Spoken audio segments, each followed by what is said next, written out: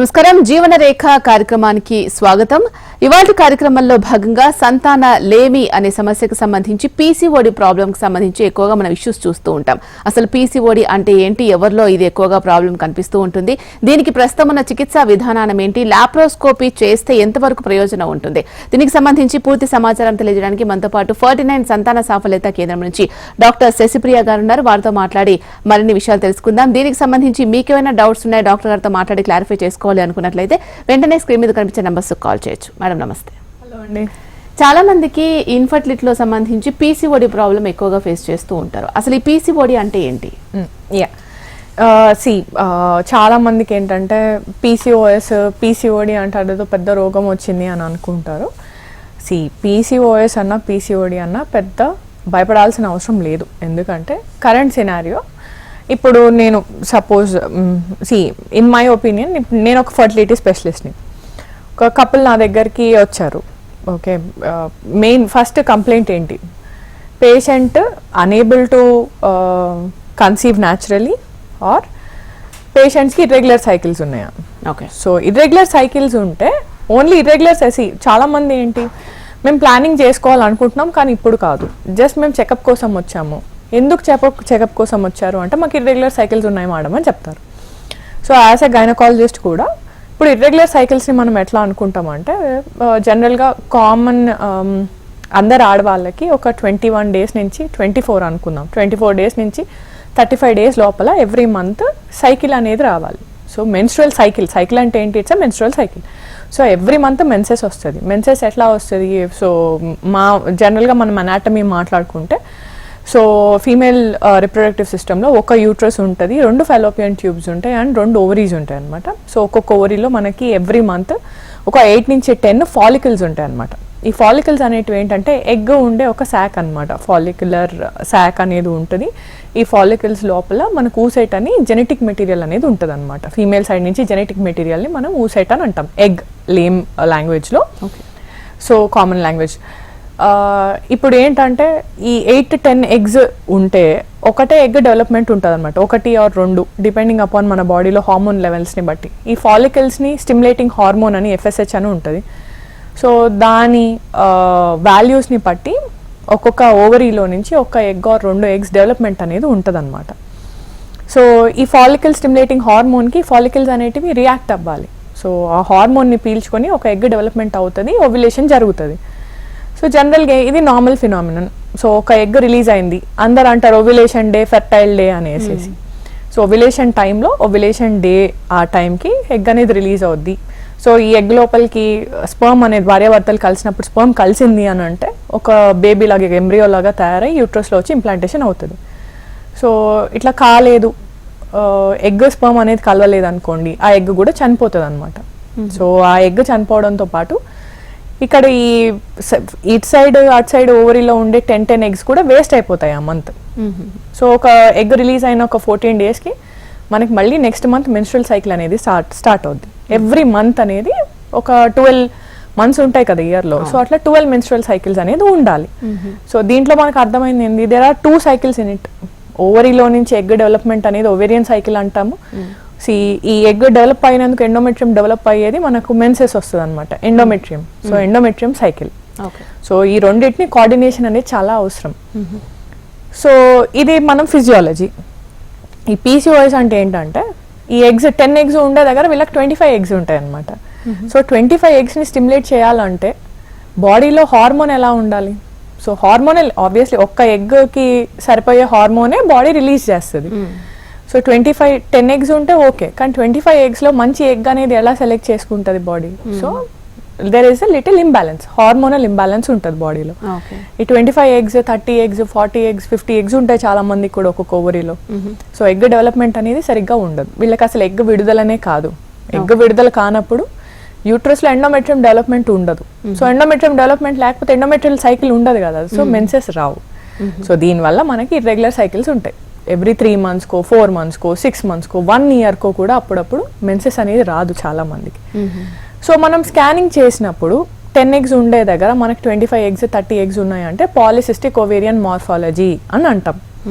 So ఈ పీసీఓఎం ఉన్న వాళ్ళందరికీ పీసీఓఎస్ ఉందా అసలు పీసీఓఎం అంటే ఏంటి, పీసీఓడి అంటే ఏంటి, పీసీఓఎస్ అంటే ఏంటి అంటే, ఈ పీసీఓఎం స్కానింగ్లో చేసినప్పుడు మనం 25 ఎగ్స్ ఉండడంతో పాటు వీళ్ళకి ఇర్రెగ్యులర్ సైకిల్స్ ఉన్నాయి, వెయిట్ పెరుగుతున్నారు, ఒబేసిటీ ఉంది.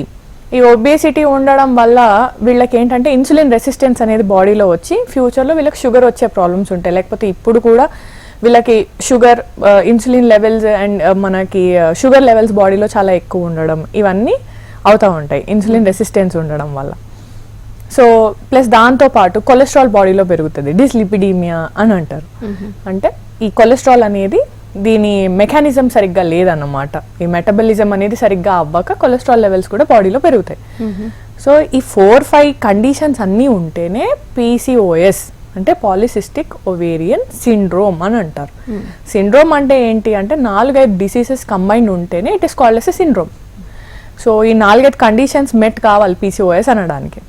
కాకపోతే అందరూ ఏంటి, ఫాలికల్స్ ఎక్కువ ఉన్నాయి, స్కానింగ్ చేస్తే మనకు ఫాలికల్స్ కనిపిస్తున్నాయి, చాలా పీరియడ్స్ ఇర్రెగ్యులర్ ఉన్నాయంటే పీసీఓఎస్ అని అంటారు. There are lot of difference. ఇవన్నీ ఉంటేనే ఇట్ ఇస్ పీసీఓఎస్. సో జనరల్గా 18 years, 25 years, 30 years వరకు ఇర్రెగ్యులర్ సైకిల్స్ ఉన్నాయి. ఇవేమి లేవు మనకి. ఓన్లీ మనకు ఓవ్యులేషన్ సరిగ్గా కావట్లేదు అని అంటే కొన్ని మెడికేషన్స్ ఇస్తాము ఎగ్ డెవలప్మెంట్ కోసం. సో ఈ 25 eggs ఉన్న దగ్గర హార్మోన్ ఇంబ్యాలెన్స్ ఉంటుంది కాబట్టి ఎగ్ డెవలప్మెంట్ ఉండదు. సో హార్మోనల్ ఇంజెక్షన్స్ కూడా ఉంటాయి కొన్ని. హార్మోనల్ ఇంజెక్షన్స్ ఇచ్చి వీళ్ళు ఇండ్యూస్ ఓవ్యులేషన్, ఓవ్యులేషన్ ఇండక్షన్ అని అంటారు. సో అప్పుడు హస్బెండ్ వైఫ్ని ఇంట్లో ట్రై చేయమని చెప్తాము. సో అట్లా ఒక 6 cycles వరకు మనం ట్రై చేయొచ్చు న్యాచురల్గా. ప్రెగ్నెన్సీ వస్తే హ్యాపీ, రాలేదు అంటే విల్ టేక్ ఇట్. అసలు ప్రాబ్లం ఏంటి, బాడీకి మనం ఇచ్చే డోస్ సరిపోతుందా, లేకపోతే ఓవరీ అసలు రెస్పాన్స్ రావట్లేదా, అసలు హార్మోన్స్ మనకి రావట్లేదా. చాలా కొన్ని ఓవరీస్ అనేవి చాలా రెసిస్టెంట్ ఉంటాయి అన్నమాట. చాలా రెసిస్టెంట్ అంటే రెసిస్టెంట్ పీసీఓఎస్ అని అంటాం, పీసీఓఎం అని అంటాం.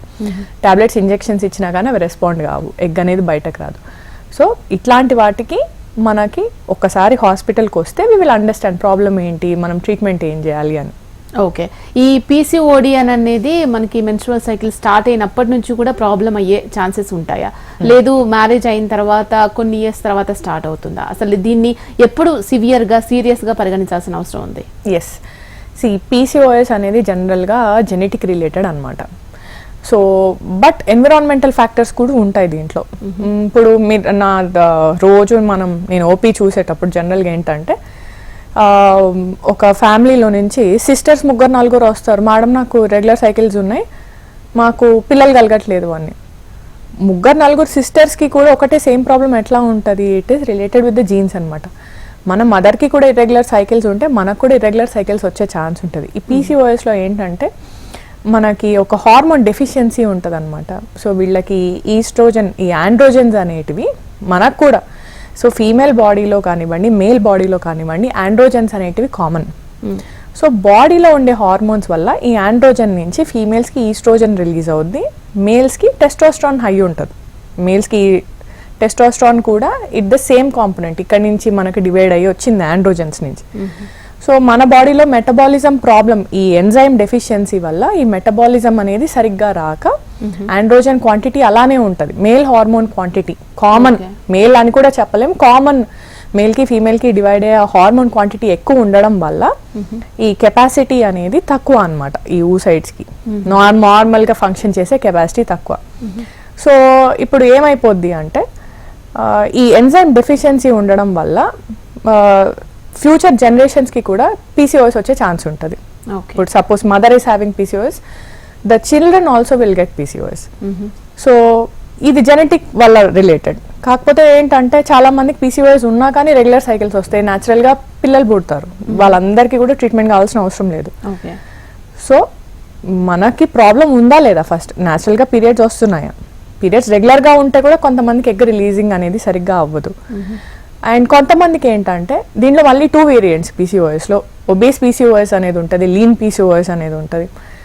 పీసీఓఎస్ ఉండడం వల్ల చాలామందికి ఒబేసిటీ వస్తూ ఉంటుంది అన్నమాట. ఈ ఆండ్రోజన్ అనేది ఎక్కువ ఉండడం వల్ల బాడీలో సో ఫ్యాట్ డిపాజిషన్ అనేది ఎక్కువ అవ్వడము, మొహం మీద పింపుల్స్ రావడము, హెయిర్ ఫాల్ అనేది ఉండడము, యాక్నే రావడం, ప్లస్ ఇక్కడ మెడ దగ్గర నల్లగా ఉండడం, బాడీ మీద డార్క్ ప్యాచెస్ రావడము, ఇవన్నీ కామన్ అనమాట. సో ఇట్లా ఉంటే సివియారిటీ ఎక్కువ. ఓకే, సో దీనికి తగ్గ ట్రీట్మెంట్లు తీసుకోవాలి. ఈ పీసీఓడి, పీసీఓఎస్, పీసీఓఎం మీరు ఏవైతే చెప్పారో ఇది పిల్లలు కలగకపోవడం, అసలు వీళ్ళకి ఇంకా పిల్లలు కలగరు ఈ ప్రాబ్లం వల్ల అనేది ఉంటుందా? అస్సలు లేదండి. పీసీఓఎస్ అంటే ఏంటంటే ఎగ్స్ అనేటివి ఎక్కువ ఉన్నాయి అంతే. ఎక్కువ ఉండడం కూడా కాదు, ఒక సైకిల్లో ఎక్కువ వస్తున్నాయి. అదే 10 ఉండాల్సిన దగ్గర మనకు 30 ఉన్నాయి. దానిలో నుంచి మంచి ఎగ్ బయటకు వచ్చింది అనుకోండి, డెఫినెట్ గా పిల్లలు పుడతారు. దేర్ ఆర్ ఇప్పుడు ఒక 10 మెంబర్స్ ఆడవాళ్ళకి చూసాము ఇర్రెగ్యులర్ సైకిల్స్ ఉన్నాయి అన్నారు. దాంట్లో 6 to 7 మెంబర్స్ వరకు న్యాచురల్ గానే పిల్లలు పుడతారు just tablets. Rest of the 3 cases only they need an IVF. ఇంకొంతమందికి ఏంటంటే ఎంటీ ఫాలికల్స్ చాలా ఉంటాయి అనమాట. ఈ ఫాలిక్యులర్ బ్యాగ్స్ అనేటివి చాలా ఎక్కువ ఉంటాయి, కానీ దాంట్లో ఎగ్ అనేది ఉండదు. జెనెటిక్ మెటీరియల్ జనరల్ గా మిస్ అవుతూ ఉంటుంది. అది రేర్ సినారియో. పీసీఓఎస్ ఒక 100 లేడీస్కి ఉందనుకోండి, ఎంటీ ఫాలికల్స్ ఉండేటివి ఓన్లీ 1 or 2 కేసెస్. సో అసలు భయపడాల్సిన అవసరం ఏం లేదు. కాకపోతే ఏంటంటే మనం యంగ్గా ఉన్నప్పుడు ప్లాన్ చేసుకోవడం చాలా important. Because 25 years, 30 years, 32 years వరకు ఎగ్లో జెనెటిక్ మెటీరియల్ అనేది బెటర్ ఉంటుంది అనమాట. సో ఏజ్ అడ్వాన్స్ అయ్యే కొద్దీ ఏమవుద్ది అంటే ఈ జెనెటిక్ మెటీరియల్ వీక్ అయిపోద్ది. ఏదర్ మీకు ఎగ్స్ ఎక్కువ ఉన్నా తక్కువ ఉన్నా ఏజ్ అనేది ఇక్కడ చాలా ఇంపార్టెంట్. ఏజ్ అవుతా ఉన్న కొద్దీ స్కిన్ ఎట్లా స్ట్రింక్ అవుతుందో ఎగ్లో ఉన్న జెనెటిక్ మెటీరియల్ కూడా అంత వీక్ అవుద్ది. సో బేబీ మనం ప్లానింగ్ చేసుకునేటప్పుడు ఫ్యూచర్ జనరేషన్ ఆలోచించాలి కదా, we need a healthy baby for a healthy life style రేపు పొద్దున కూడా. సో అందుకు ఏజ్ అనేది చాలా ఇంపార్టెంట్ మనకి ఇక్కడ. ఓకే మేడం, కాలర్ ఉన్నారు, మాట్లాడదాం. మిర్యాలగూడ నుంచి సిరి ఉన్నారు. సిరి, మీ డౌట్ ఏంటో చెప్పండి అమ్మా. హలో చెప్పండి సిరి. మేడం నమస్తే. మేడం నమస్తే అమ్మా, చెప్పండి. మేడం నాకు పెళ్ళి 10 years అవుతుందండి. ఓకే. ఇరెగ్యులర్ సైకిల్స్ ఉన్నాయి, ఒక 4 years అవుతుంది కంప్లీట్ గా. Okay okay. అడిగితే హిస్టోస్కోపిక్ సర్జరీ చేసి చూడాలి అని అంటున్నారు. లాప్రోస్కోపీ అన్నారమ్మా, హిస్టోస్కోపీ అన్నారా? హిస్టోస్కోపిక్ అంటున్నారు. హిస్టోస్కోపీ. రీసెంట్ గా ఒక బ్లడ్ టెస్ట్ చేస్తే TB అని బయటపడింది. ఓకే. అది కన్ఫర్మ్ గా ఇంకా గర్భసంచి TB అయి ఉంటుంది అని చెప్పేసి ట్రీట్మెంట్ స్టార్ట్ చేశారు. ఓకే. టాబ్లెట్స్ తీసుకుంటున్నారా? 4 months కోర్స్ ఇచ్చారా? మినిమం 6 months అని చెప్పారు. ఓకే. అది తగ్గుతుందా మేడం? ఎలా దాన్ని ఇది TB ఉంటే పిల్లలు అవ్వడం కష్టం అవుతుందా? ఇరెగ్యులర్ సైకిల్స్ B1 అని అంటారా? ఎలా? PCOS అని చెప్పారా మీకు? అసలు అవేం చెప్పలేదు మేడం.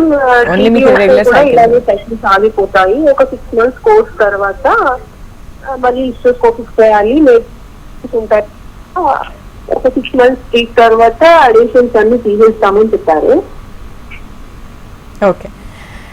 TB అంటే ఇలా జరుగుతుందా కన్ఫర్మ్? ఇంకా ఒక బ్లడ్ టెస్ట్ లోనే TB కన్ఫర్మ్ చేసుకోవచ్చా గర్భసంచి TB అని, లేకపోతే ఫర్దర్ ఏమైనా టెస్ట్ ఉంటాయా ఇంకా దీనికి? ఫస్ట్ మీరు టెన్షన్ పడకండి. ఇక్కడ ప్రాబ్లం ఏంటంటే మనం తన మంచి క్వశ్చన్ అడిగారు. అండ్ మీరు ఫస్ట్ అసలు టెన్షన్ పడద్దు. బికాస్ TB ఎండోమెట్రియం ఉన్న చాలా మంది కేసెస్కి ప్రెగ్నెన్సీ వచ్చి నార్మల్గా డెలివరీ అయిన వాళ్ళు ఉన్నారు. భయపడాల్సిన అవసరం లేదు. But you need to be in a better hospital, higher centre who can manage you very well. Okay. So జనరల్గా ఏంటంటే తను ఇరెగ్యులర్ సైకిల్స్ అని చెప్పారు. అందరం ఏమనుకుంటాం, ఇప్పుడు మాట్లాడుకుంటున్నట్టు PCOD ఉందనుకుంటాం.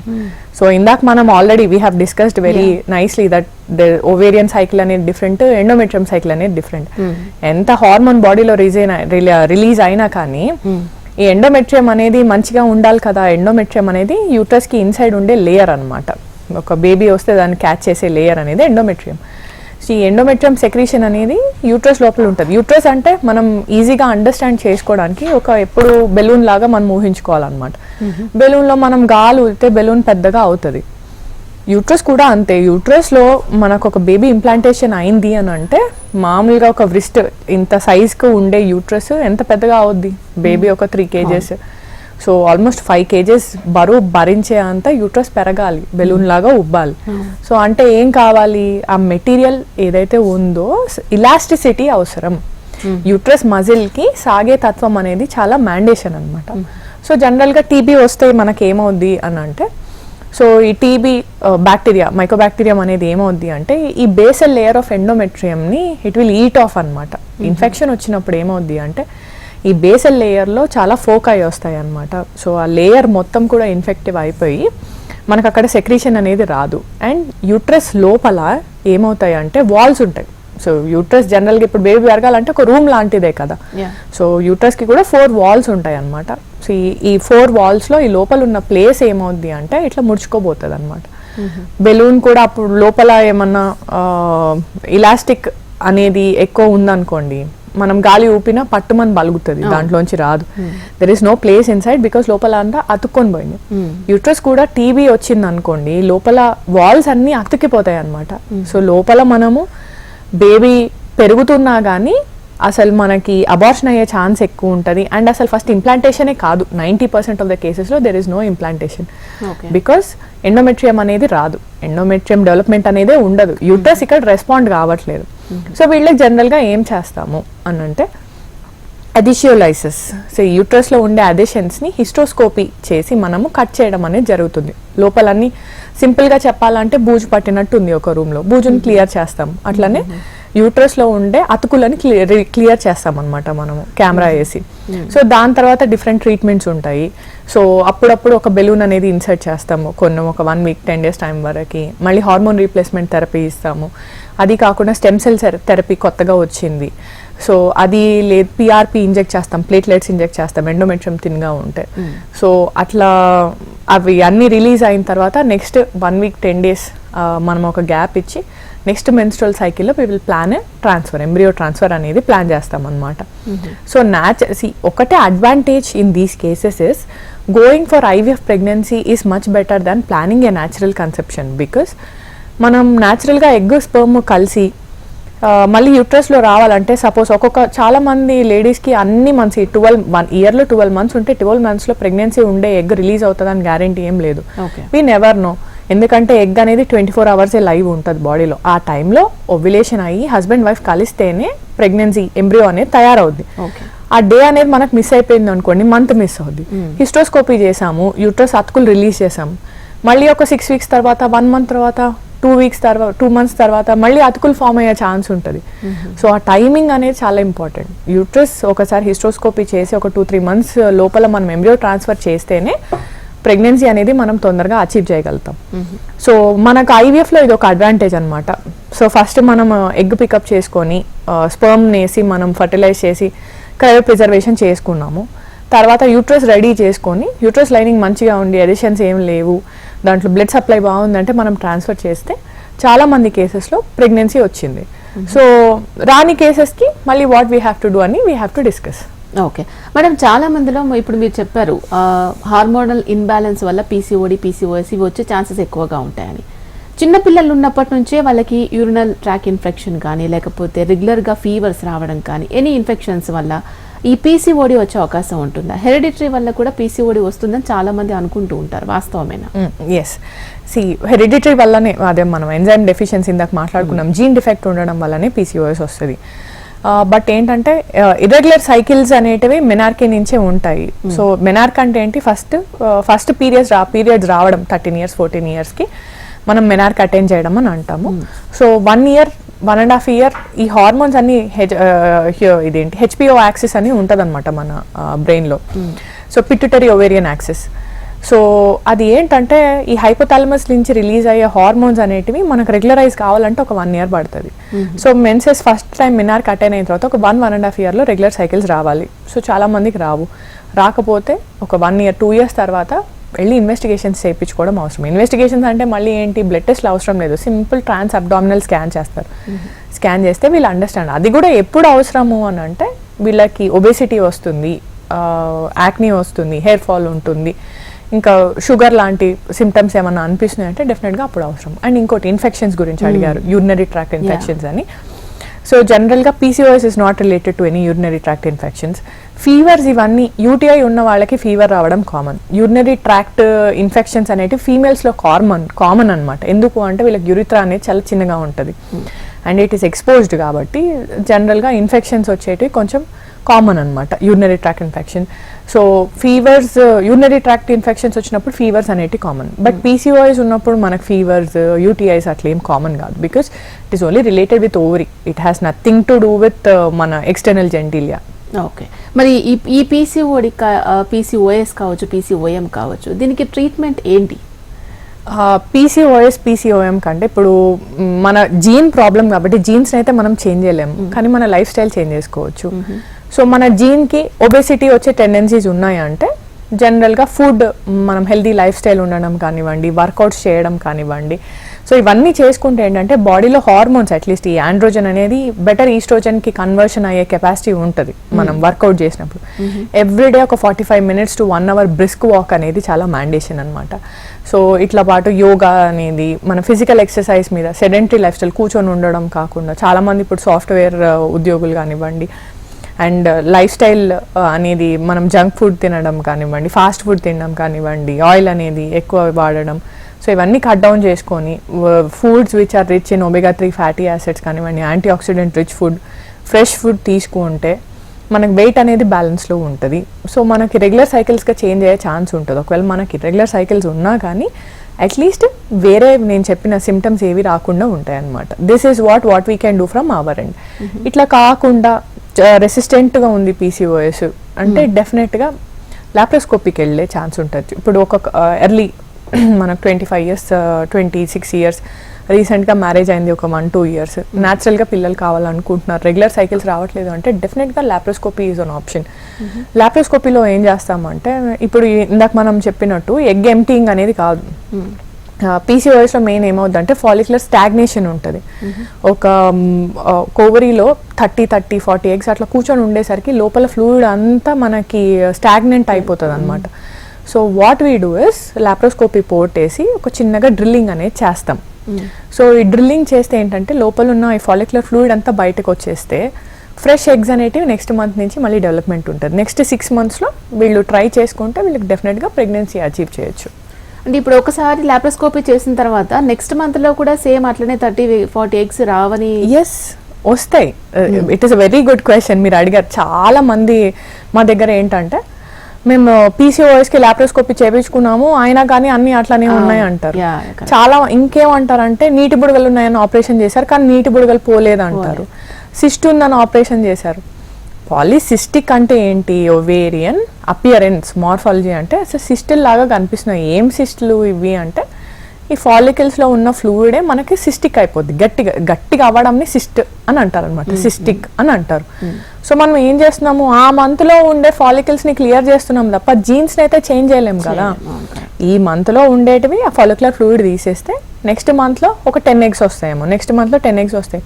బట్ 2-3 months తర్వాత మళ్ళీ 20-30 eggs రావాల్సిందే, బికాస్ మన బాడీలో జీన్ అది, జీన్స్ని చేంజ్ చేయలేము. డెఫినెట్గా రికరెన్స్ అనేది ఉంటుంది. ఈ పీసీఓఎస్ ఉన్న వాళ్ళకి రెగ్యులర్ సైకిల్స్ ఎప్పుడు వస్తాయి అంటే 35 years 40 yearsకి వస్తాయి. ఒకప్పుడు ఇప్పుడంటే ఇవన్నీ ట్రీట్మెంట్స్ వచ్చాయి. పాతకాలంలో ఏంటి, మేము దేవుడికి ప్రే చేసుకుంటే 14 years 20 years తర్వాత మాకు పిల్లలు పుట్టారు అంటారు.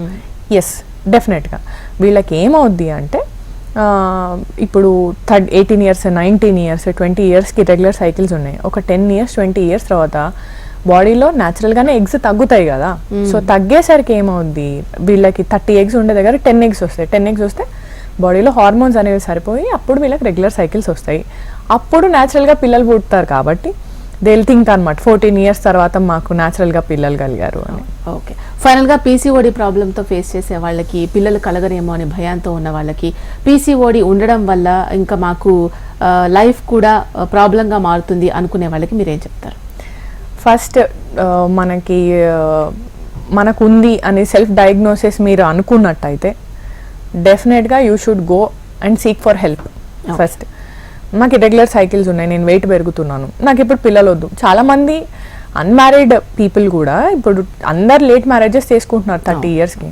సో ఇర్రెగ్యులర్ సైకిల్స్ ఉన్న వాళ్ళు కూడా first they should understand why is my cycle not regular, why is my body not reacting in a normal way. So నాకు ఎందుకు ఇవన్నీ అవుతున్నాయి అని మనకు ఒక థాట్ వచ్చి మీరు ఒక గైనకాలజిస్ట్ దగ్గరికి వెళ్ళి if you get yourself diagnosed we can treat it as early as possible. And simply we're discussing కాబట్టి ట్రీట్మెంట్ కూడా there is no as such treatment for this. It is gene related. But lifestyle modifications can be done, little bit antioxidants కానివ్వండి, లేదా there are some substances like ఇప్పుడు మనకేంటంటే కొన్ని enzyme deficiencies ఉంటాయి అనమాట, కొన్ని vitamin deficiencies ఉంటాయి, అవి మనం సప్లిమెంట్ చేసామంటే it is very good. So న్యాచురల్గా కూడా వీళ్ళకి పీరియడ్స్ అనేటివి రావచ్చు, ఈ సిమ్టమ్స్ అన్ని చాలా తగ్గియచ్చు. ఓకే మేడం, పీసీఓడికి సంబంధించి ప్రజల్లో అవగాహన వచ్చే విధంగా ఎన్నో విషయాలు మాకు తెలియజేశారు. Thank you so much. Thank you. ఇది వాళ్ళ జీవన రేఖ. చూస్తూనే ఉండండి HM TV. నమస్తే.